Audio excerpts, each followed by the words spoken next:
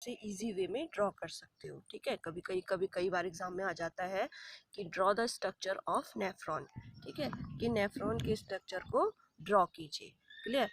तो वो तो मैंने आपको लास्ट वीडियो में करा दिया था, आप चाहें तो उसको देख लीजिए। अब इस वीडियो में ये डायग्राम मैंने ड्रॉ कर रखा है ऑलरेडी पहले से ही। इसमें मैं आपको बताऊंगी कि कैसे इस नेफ्रॉन का मैकेनिज्म होता है, यानी इसको इसमें जो मूत्र की निर्माण की प्रक्रिया होती है वो किस तरीके से होती है।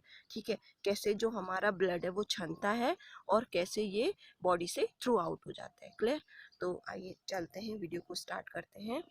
तो फर्स्ट ऑफ ऑल आपको ये जानना बहुत ज़रूरी है कि जो मूत्र निर्माण की प्रक्रिया है, यानी जो यूरिन फॉर्मेशन है हमारी बॉडी में, वो 3 स्टेप्स में होता है, यानी 3 चरणों में हम इसको स्टडी के लिए कर सकते हैं। ठीक है, तो जो पहला आपका चरण हो गया, पहला हो गया आपका, वो है आपका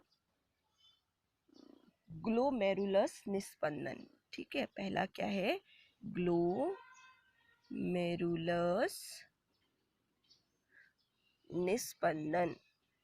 निस्पंदन, ग्लोमेरुलस निस्पंदन। निस्पंदन का मतलब होता है फिल्ट्रेशन। फिल्ट्रेशन। क्लियर? तो यानी ग्लोमेरुलस में जो फिल्ट्रेशन होता है दैट इज फर्स्ट प्रोसेस। ठीक है, सेकंड प्रक्रिया हो गई आपकी पुनः अवशोषण यानी रीएब्जॉर्प्शन। ठीक है, तो सेकंड प्रक्रिया आपकी पुनः अवशोषण, पुनः अवशोषण। ठीक है, और थर्ड प्रक्रिया आपकी स्त्रवण, स्त्रवण। ठीक है, ये आपकी 3 प्रक्रियाओं में हम मूत्र निर्माण की स्टडी कर सकते हैं, मतलब समझने के लिए। क्लियर? तो अब देखिए ये ग्लोमेरुलस निस्पंदन है, इसमें क्या होता है? इसमें जब वृक्क धमनी से जो अशुद्ध रक्त होता है हमारी बॉडी में, वो अभिवाही धमनी यानी अफरेंट आर्टरीज के माध्यम से होते हुए ग्लोमेरुलस में एंटर करता है। ये जो जाल है ब्लड की शिराओं का, यानी ब्लड कैपिलरीज का ये जो जाल है, इसमें एंटर करता है। यहाँ पर क्या होता है, मैंने आपको पहले बताया था पिछले वीडियो में कि यहाँ पे क्या होता है, ये जो अभिवाही धमनी होती है इसका सिरा क्या होता है? चौड़ा होता है, यानी थोड़ी चौड़ी होती है व्यास में। ठीक है, और इस अपवाही धमनी का जो व्यास होता है वो क्या होता है? कम होता है इसकी तुलना में। तो जैसे ही ब्लड यहाँ एंटर करता है एकदम से क्या होता है? इसका दाब बढ़ जाता है, यहाँ पर जो ब्लड का दाब बढ़ जाता है। इस दाब के बढ़ने से क्या होगा कि कुछ ब्लड रिस के इस कप शेप से बाहर आ जाएगा और इस नलिका में चला जाएगा। ये जो मैं आपको दिखा रही हूँ, इस नलिका में जो है ब्लड एंटर कर जाएगा। ठीक है, इस तरीके से एंटर कर जाएगा। क्लियर? अब इसके बाद क्या होगा कि कुछ तो यहाँ पे छन जाएगा। ठीक है, और कुछ इस नलिका में बाहर आ जाएगा। जो छना हुआ ब्लड है वो इस अपवाही धमनी के माध्यम से वृक्षशिरा में से होते हुए बॉडी में चला जाएगा। अब ये जो ब्लड ये इस वोमेन संपुट से जो बाहर इस नलिका में आ गया है, तो इसमें कौन कौन सी चीजें होती है? ठीक है, तो इसमें होती हैं, इसमें हो गई आपकी, सबसे पहला हो गया आपका यूरिया। इसमें यूरिया हो सकता है। ठीक है, इसमें जल की मात्रा हो सकती है। अब जल जितना हमारी बॉडी के लिए ज़रूरी होगा उतना एब्जॉर्ब कर लिया जाएगा। ठीक है, अब जितना ज़रूरी नहीं है वो एक्सेस हो गया, यानी वो अत्यधिक पानी हो गया, तो वो एज मतलब वेस्ट प्रोडक्ट छन के बाहर आ गया। ठीक है, तो ये जल हो गया, इसमें कुछ मात्रा जल की हो गई, कुछ मात्रा क्या हो गई? ग्लूकोज की। कुछ मात्रा क्या हो गई आपकी? ग्लूकोज की। ठीक है, कुछ मात्रा आपकी ग्लूकोज की हो गई, कुछ आपके लवण हो गए। ठीक है, और कुछ क्या हो गया आपके? Amino acids. कुछ क्या हो गया आपके? अमीनो अम्ल, जिनको क्या बोलते हैं? Amino acids. ठीक है, तो ये जो यूरिया, जल, ग्लूकोज, लवण, अमीनो अम्ल हैं, ये यहाँ से इस ग्लोमेरुलस से बाहर होते हुए कप लाइक स्ट्रक्चर से होते हुए, यानी वोमेन संपुट से होते हुए इस नलिका में एंटर कर जाते हैं।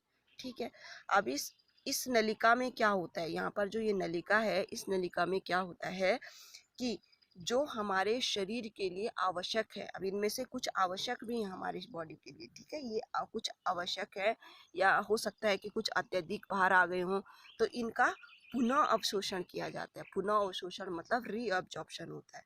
तो रीअब्जॉर्प्शन होता है मतलब जो हमारी बॉडी के लिए लाभदायक पदार्थ होते हैं ना, इनमें से उनका क्या हो जाता है? रीअब्जॉर्प्शन होता है।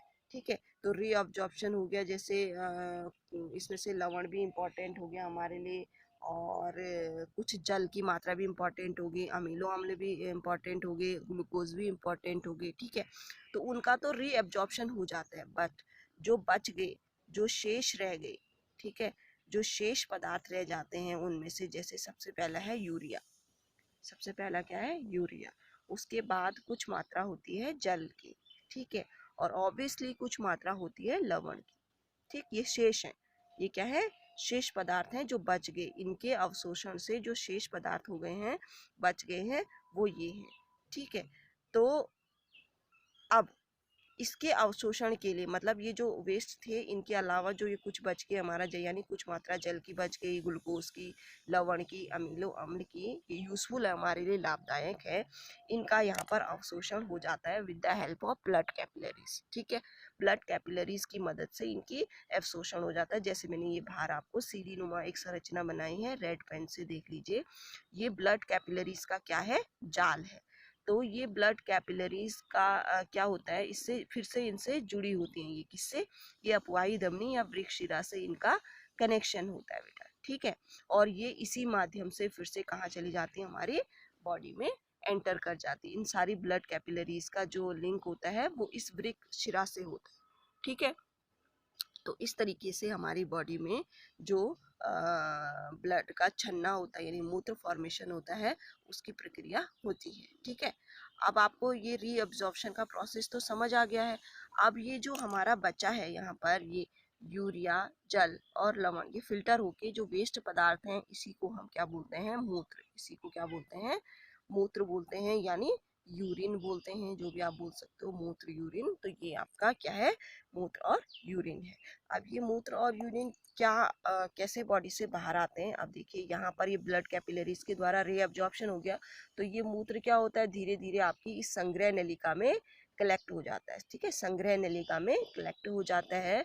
उसके बाद आपने डायग्राम में पढ़ा था कि जो मूत्र नलिकाएं होती हैं, ठीक है, जो मूत्र नलिकाएं होती हैं उनमें एंटर करता है, और यहाँ से इस संग्रह नलिका के बाद मूत्र कहाँ जाता है?